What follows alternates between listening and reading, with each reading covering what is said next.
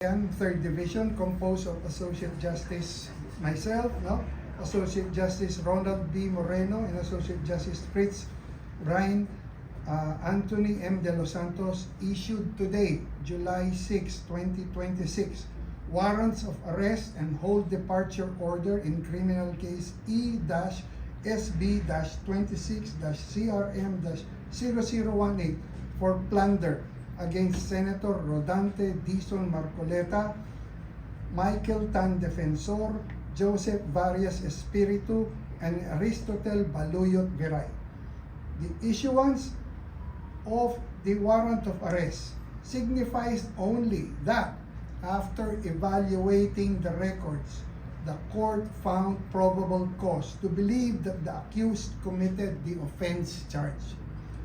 Probable cause for the issuance of a warrant of arrest exists when the facts and circumstances would lead a reasonably discreet and prudent person to believe that an offense has been committed by the person sought to be arrested. Let me stress, yung warrant of arrest does not constitute a determination of guilt. Hindi pa guilty yan.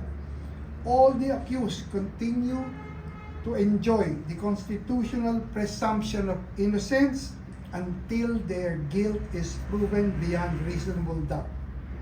Again, the court's proceedings are governed solely by the Constitution, the applicable laws, and the evidence properly presented before it.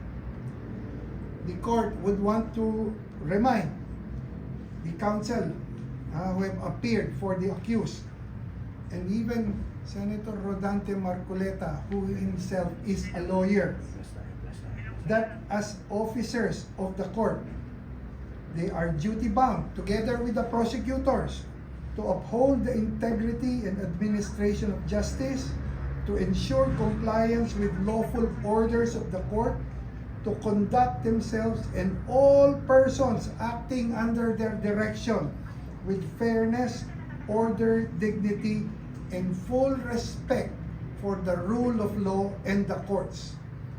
Full respect for the rule of law and the courts is non-negotiable.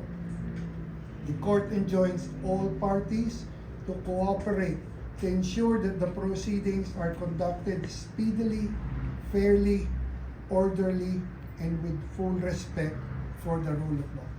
Thank you very much for your time. Okay? May warrant na po, may warrant na. The warrant has been issued already.